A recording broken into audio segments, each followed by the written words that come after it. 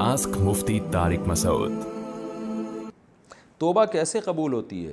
तौबा कबूल होने की क्या शराइत हैं? किस तरह तौबा कबूल होती है? हाफिज़ ज़ैद, गुजरात, इंडिया से।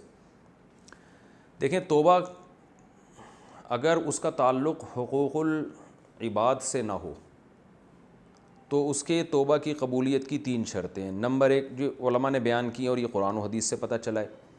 नंबर 1, जो गुनाह आप कर रहे हैं उसको छोड़ दें, ये नहीं कि वो करते नहीं आप। नंबर 2, यानी उस वक्त छोड़ दें फ़ौरन। नंबर 2, जो आपसे माजी में हो चुका है उस पर आपको निदामत हो कि काश मैं ये ना करता। ये ना हो कि यार अभी तक तो मज़े उड़ा लिए, अच्छा किया, आइंदा देखेंगे, ये ना हो, बल्कि निदामत हो कि यार वो भी मैंने गलत किया। तीसरा, मुस्तक़बिल में ना करने का अल्लाह से पक्का मुआहदा करें दिल से, ऊपर ऊपर से ज़बान से मुआहदा ना हो, बल्कि दिल में बाकायदा ये अज़म हो, नीयत हो कि आइंदा नहीं करूँगा। तो ये 3 शर्तें जब पाई जाएंगी तो इसका मतलब आपने सच्ची तौबा की है और अल्लाह ताला का वादा है कि जो इस तरह से तौबा करेगा अल्लाह उसके गुनाह को मुआफ़ कर देगा। अल्लाह ना करे फिर अगर दोबारा गलती हो जाती है तो पुरानी तौबा ख़राब नहीं होगी इससे, फिर दोबारा तौबा करे। तो पहला तो ये, हाँ, अब ये तो असल उसूल है। अब उसमें ये देखना पड़ता है कि हुकूकुल इबाद थे या ऐसा हक़ अल्लाह का जो जिसकी क़ज़ा भी ज़िम्मे में वाजिब है, तो फिर तौबा की तकमील में उस क़ज़ा को अदा करना भी ज़रूरी है। जैसे आपने वसीम भाई से 1 लाख रुपए लेके खा गए, अब आपने तौबा कर ली अल्लाह से कि अल्लाह मैंने वसीम भाई को बड़े दुख दिए, मुझे माफ़ फरमा।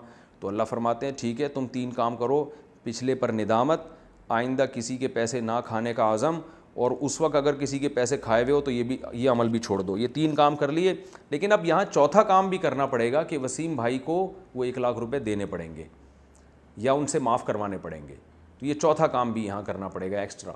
इसी तरह आपने कोई ऐसा फ़र्ज़ छोड़ दिया जिसकी क़ज़ा भी है शरीयत में, तो तौबा की तकमील में ये भी है कि उसकी क़ज़ा भी आपने करनी है। मिसाल के तौर पर नमाज़ें आपने छोड़ दी, तो अब तौबा भी करें और नमाज की क़ज़ा भी करनी पड़ेगी। अगर क़ज़ा नहीं करते तो फिर तौबा कबूल नहीं है आपकी। रोज़ा आपने जानकर छोड़ दिया तो तौबा भी करेंगे और रमज़ान के रोज़े की क़ज़ा भी करेंगे। ज़कात आपने अगर नहीं दी तौबा भी करेंगे और जो ज़कातें अब तक नहीं दी हैं वो भी देनी पड़ेंगी आपको।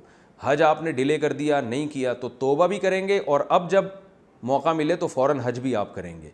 तो ये भी है कि हुकूकुल्लाह भी, हुकूकुल इबाद भी वो कंप्लीट बहरहाल करने ही करने हैं।